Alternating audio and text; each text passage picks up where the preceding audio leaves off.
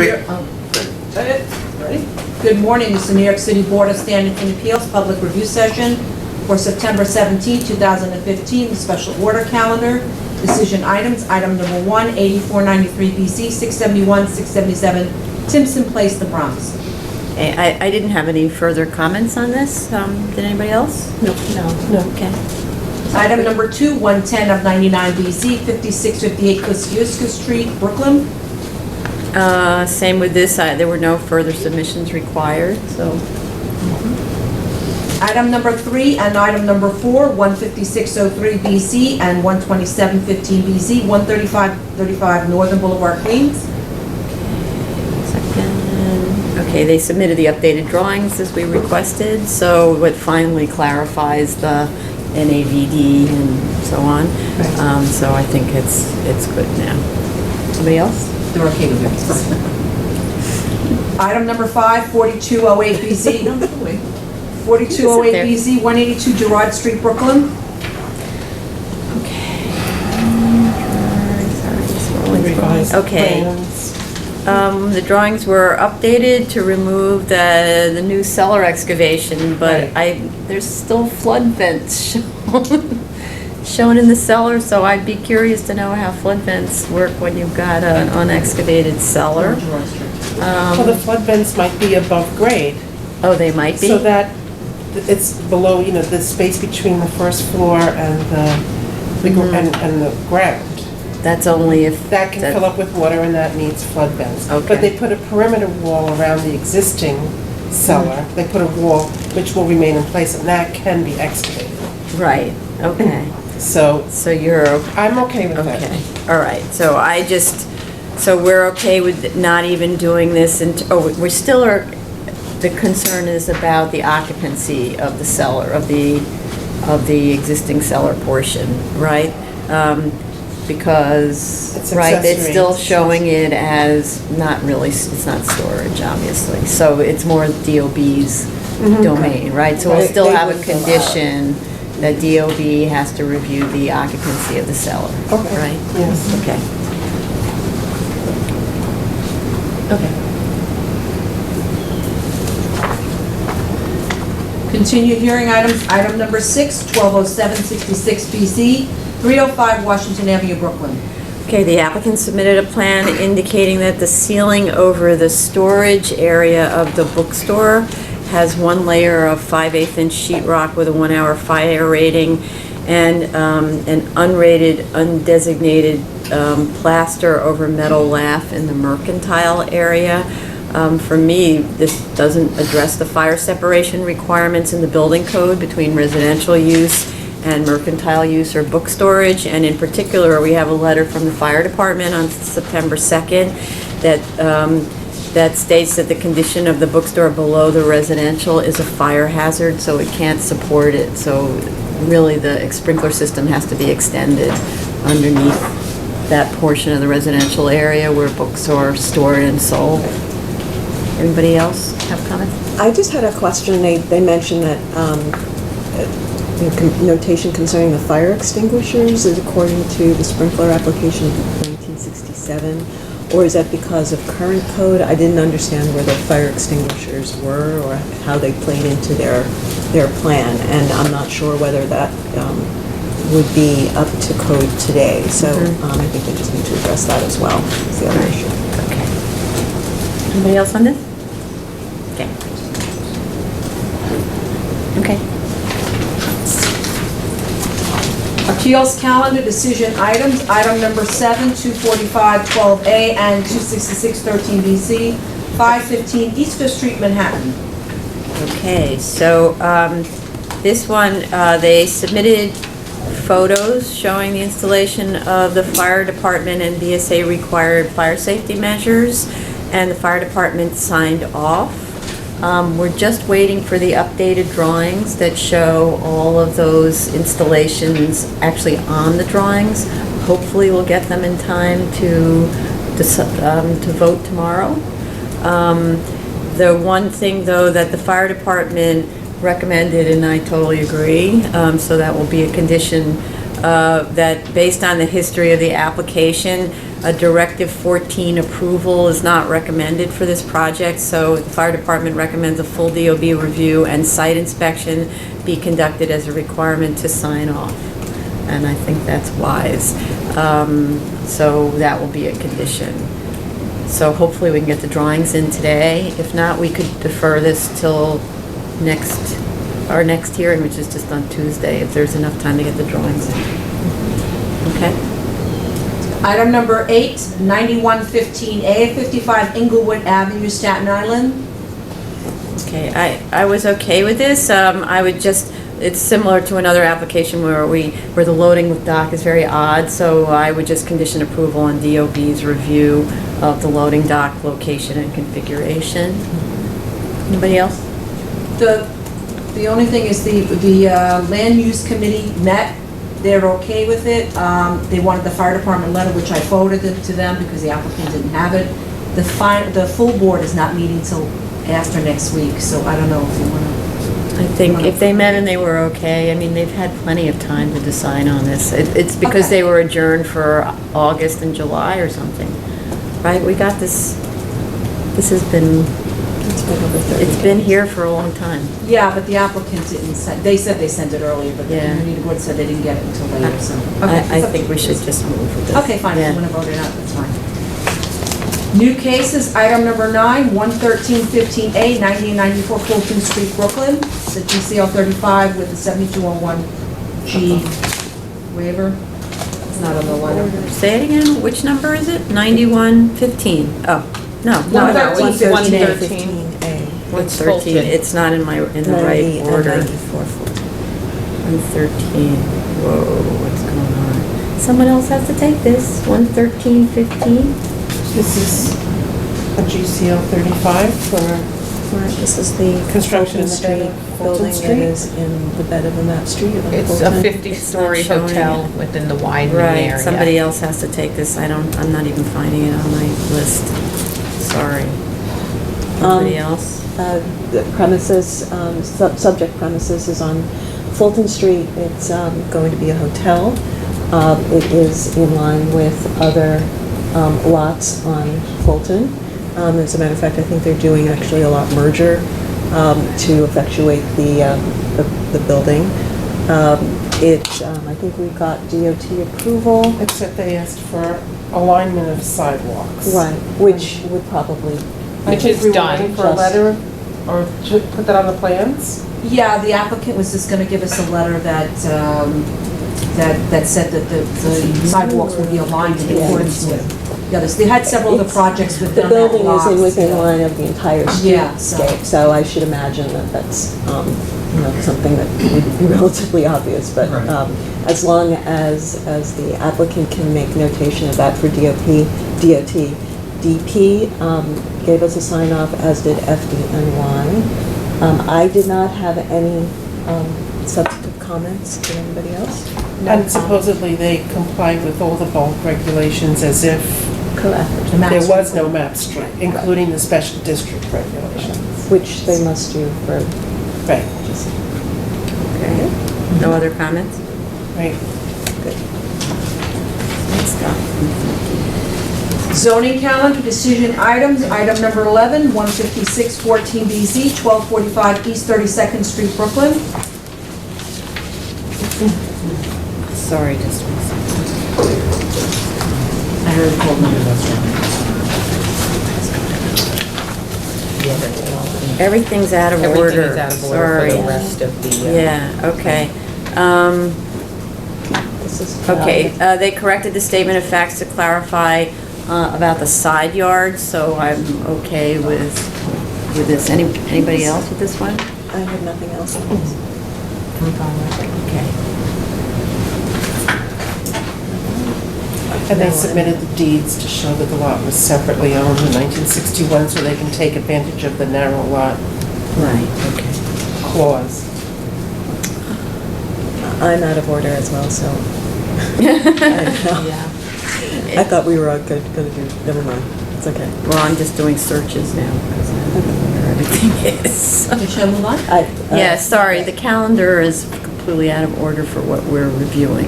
Oh, So each of us has a different ordered calendar that we're working on. oh, gee whiz. Yeah, it depends on when we opened the calendar to start our work. There was a revision that came in that added a bunch of cases on. But, yeah, it added cases, but it also moved some cases.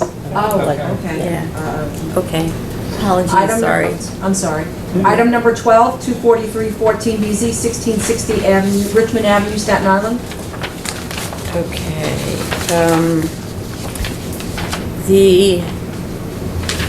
So they revised the drawings to show the landscaping along the residential perimeter. They submitted those drawings just like literally a minute ago because there was a lot of going back and forth. They kept showing existing conditions.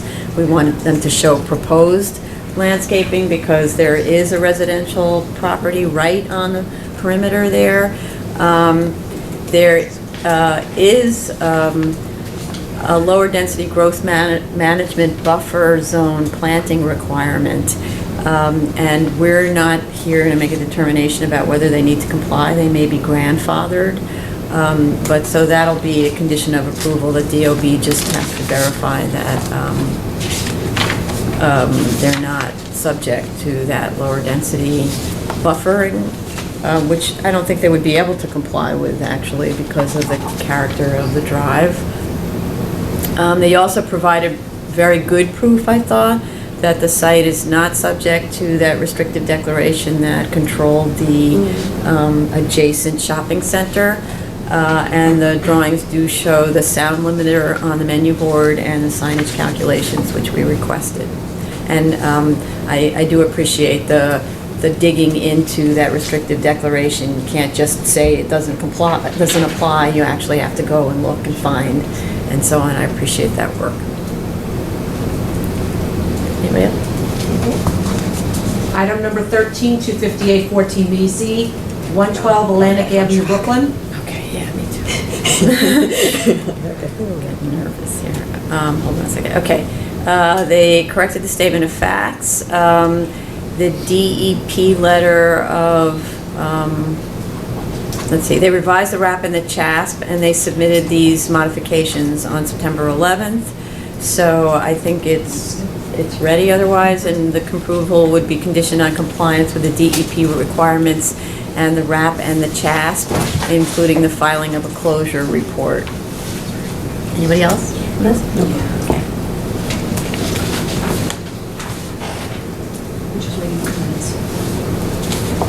Item number 14, 1915BZ, 9277 Queens Boulevard, Queens. Yeah, I didn't have any further issues on this. Anybody else?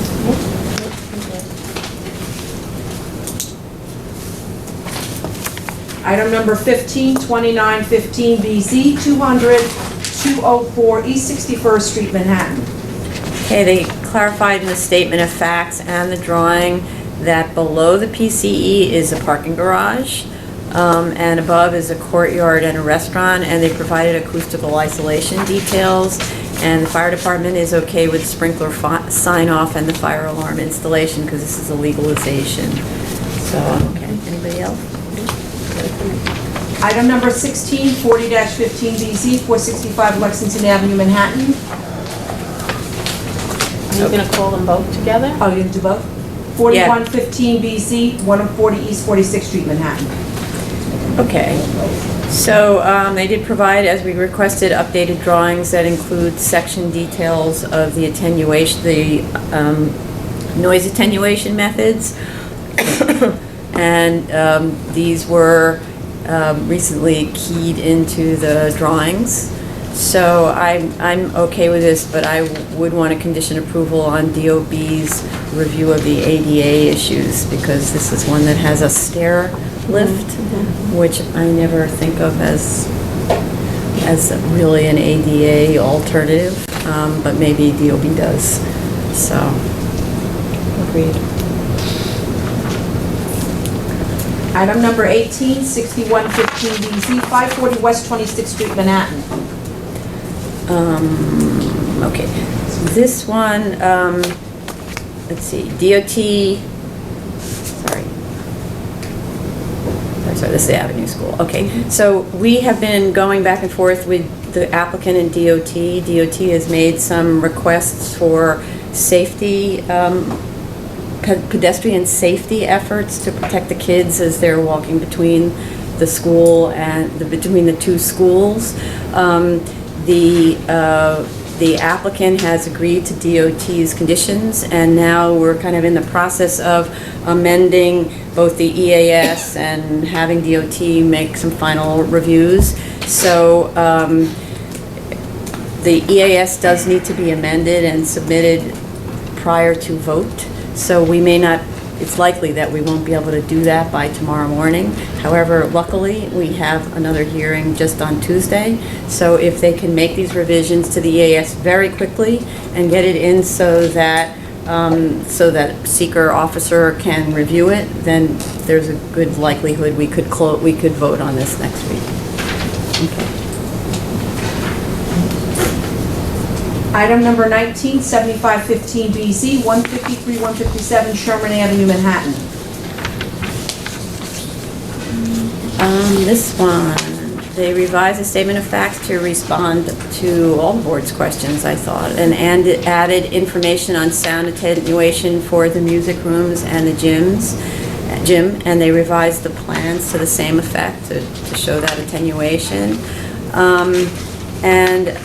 There was a condition there were some conditional questions. So I would like to condition approval on DOB receiving notice of satisfaction from the Office of Environmental Remediation, and also for DOT approval of the traffic study for pedestrian safety improvements at the named intersections. And prior to C of O contacting DOT for school map signage and markings, that there will be no amplified sound on the roof, that there's no lighting on the roof other than for emergency lighting, which they've already shown is this kind of knee lighting along the parapet wall, and that though they do show all the STC ratings of the enclosures, that ultimately the sound transmission from the music rooms, the cafeteria, and the gym shall not exceed 45 dBA at the interior of the residential windows adjacent to the site. Is that okay? Anybody else have any other?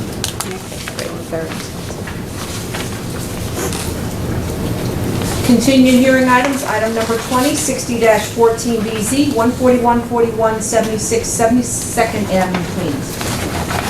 This one, they requested an adjournment so that the architect can be present. I'm happy to hear that. But I'd like the architect, because we have more than a month, that the architect should be responding to our comments from the August 18th hearing and make a submission on that 2.5 weeks prior, and we'll set the calendar tomorrow. Okay. Item number 21, 17914BZ, 1937 East 14th Street, Brooklyn. Okay, they pulled the second floor back by 2 feet to create at that level a 22-foot rear yard, but it still doesn't, for me, justify. It's not justified in the statements or in the rear yard study, in the statement of facts or in the rear yard study. The study shows, if anything, that rear yards are 38, 39, and 24 feet. And for some reason, we still don't have heights of the incursions into the 30-foot rear yards on these studies, so we don't know whether those are 1-story or 2-story structures where there are incursions. And as we've been saying consistently here, a 1-story garage sitting within the rear yard setback makes a case for a 1-story incursion, not a 2-story incursion.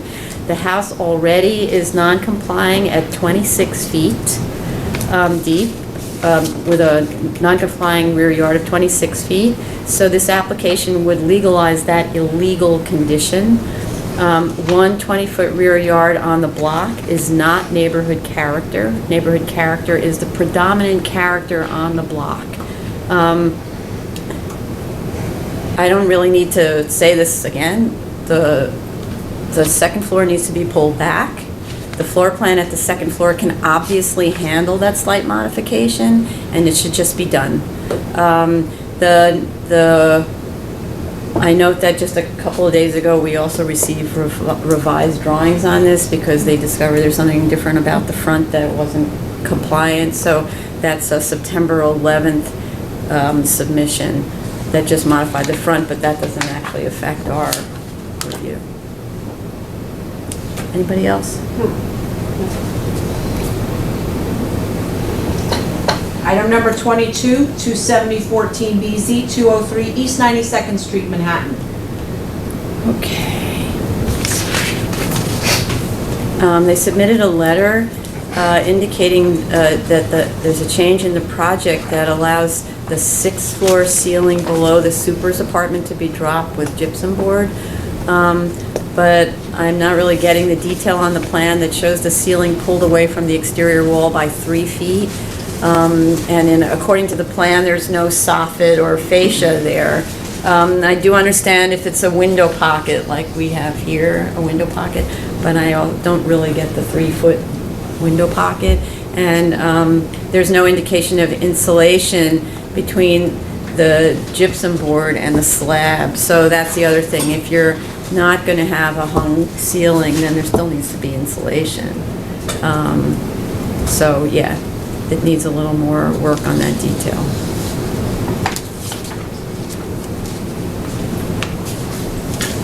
I think we're still open. Yeah, that's still open. Nothing, okay.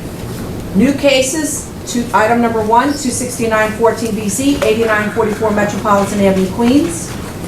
Okay, so even though it doesn't say this in the statement of facts, which it should, this is a legalization. I went to the website.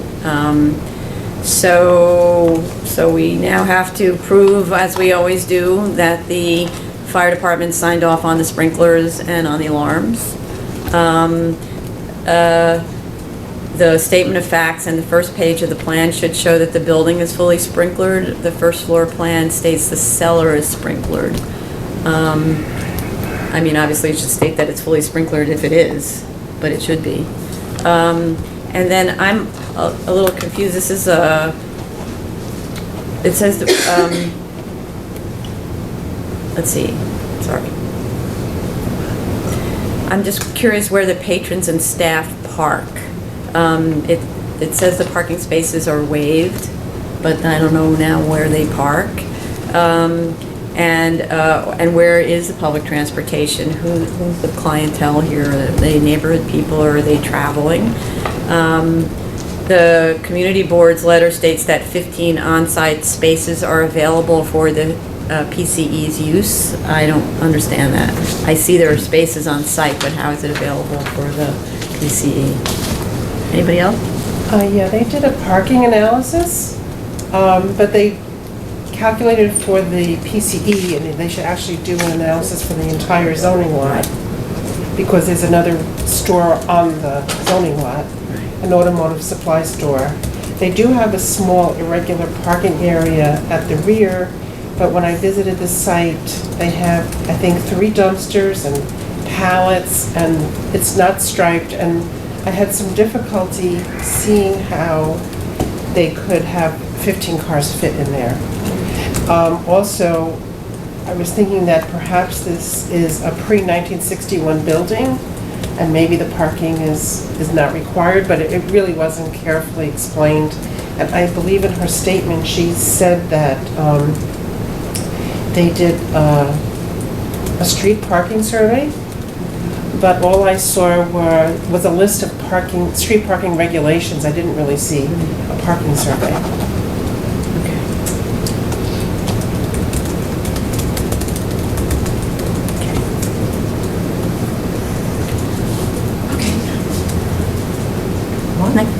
Item number 2, 3615BZ, 66 Borum Place, also known as 239 Atlantic Avenue, Brooklyn. 62 Borum Place is last. Yeah. Oh, okay. Okay. So with this one, we do have fire department and DOI. I note there was a stop work order on the building's construction. Not sure what's going on about that. The drawings do have fire alarm and sprinkler notes, and there's general notes about sound insulation and rubber flooring. I'd like to know what the use of the terrace at the second floor corner is. That they discussed the ceiling treatment at the second floor ceiling. In the use of, I'm just curious whether by now the use of the second floor cardio weight area is known.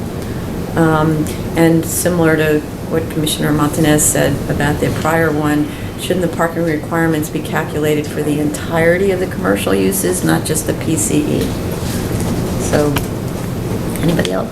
Oh, go ahead. No, I had the same question about the parking spaces. I thought it should be calculated on the 15,000 square feet at 400 square feet per space, which actually comes out to like 38 spaces, so I wasn't clear about that.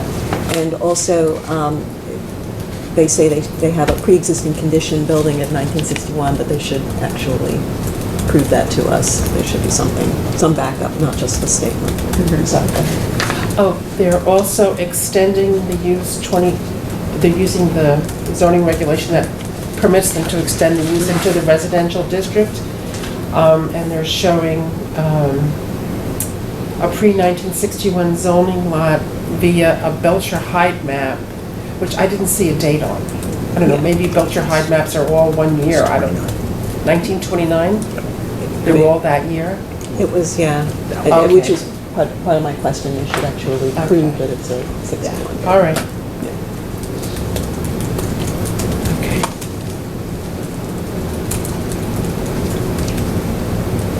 Good. Yeah, okay. Item number 3, 7215 BZ, 9029 Flatlands Avenue, Brooklyn.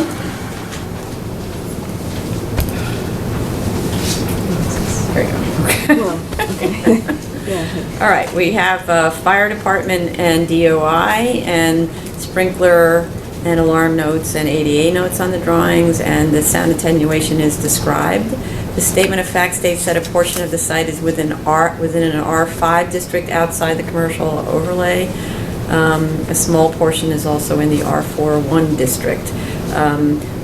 Note that the split lot rules apply, but they should correct this because it just says that the site is within an R5, but it's also within an R41, just a little part. There's also no parking is being provided because of the waiver calculation, but I note that, there's 700 to 900 patrons a day. You need to show where the public transportation is. How will the patrons park? That's a lot of people being brought to the site. Anybody else? I just wanted to, if they could explain the access, ADA access to the PCE in the cellar. I guess they're using the residential elevator, but then I didn't really see them. You didn't see an elevator? But I saw an elevator. I'll double check. Yeah. Using the residential, that can't be good. There was, okay, we'll check that, but, Okay, move on. okay. Anything else? No? Item number 4, 7815 BZ, 201 East 66th Street, Manhattan. Okay, see if we can find this anywhere. I know. I just was like, Third. I'm on the wrong one. There we go. Oh, wait a minute. Yeah, right? I got them Okay, mixed up. yeah. Well, this is the one with the elevator. Yeah, This is like the one the with other the one is a elevator. commercial building, Yeah. that's what. I got totally confused. This is Okay, totally so, important. Okay. this one, the fire department required proof of sprinklers in the cellar. And apparently, there's actually a lot of problems with the sprinklers. The sign-off was actually rejected, didn't meet the approval. So, to understand all that, what would be most helpful is to have the expediter come in and explain to us what's going on. Because you've got What's strange about this, I'm curious because I know other Boom Fitness, not this location, but another one that is also going to be taken over by Crunch. And so Boom is an existing operation. So the question is, does Crunch just come in and use their existing facilities, or are these gut renovations, which is a kind of a different question, right? If it's gut, then you put in the sprinklers, you do that, all that stuff. If it's just taking over the existing facility, then the sprinklers need to be checked and so on, and in this case, they don't pass inspection, right? Ditto for the fire alarm. Also, I know there's residential above the cardio area and an open spin studio. In terms of spin studio, I don't know whether this is one of those ones where there are spin classes, so everyone's on the bike at the same time doing the same thing, versus people just getting on and off. It makes a big difference in terms of the noise. So if it's a class-oriented spin studio, they need to provide the acoustical isolation that we see for other spin gyms. We need the details. There are details actually referred to on the drawings, but they're not shown on the plans. And we need to know where they're located, specifically using keys. I know there's a 1-inch thick rubber flooring on plywood and some kind of block, which is detailed. For use under the weightlifting area only. They included a cut sheet of the CDM-LAT floating floor, but don't show us where it's used on the plans. Maybe that's the same as the detail, but they don't tell us that, so this information isn't coordinated. And I'm wondering why the hung ceiling isn't hung from springs instead of angles. It's a rigid hung ceiling. If we're really working on vibration, it should be sprung. The detail on drawing A30 doesn't match the recommended detail on the cut sheet, actually. The description of that detail in the key is 6 inches of height, but the detail is only 4.5 inches.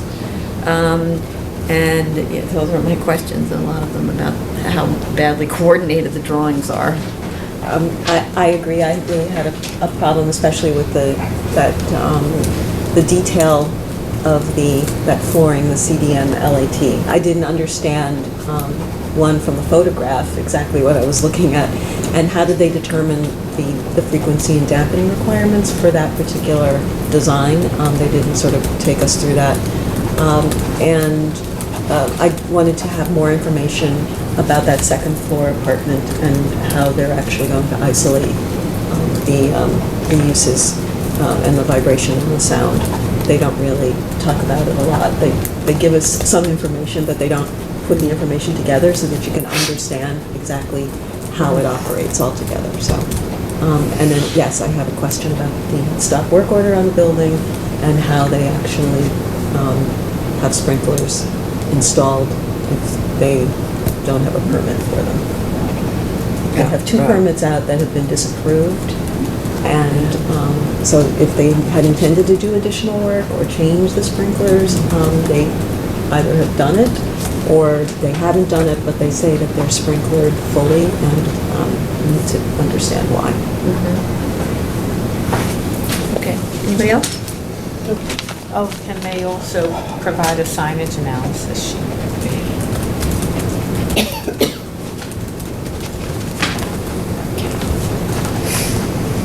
That's it? Okay. Okay, this concludes the public review session for September 17, 2015. So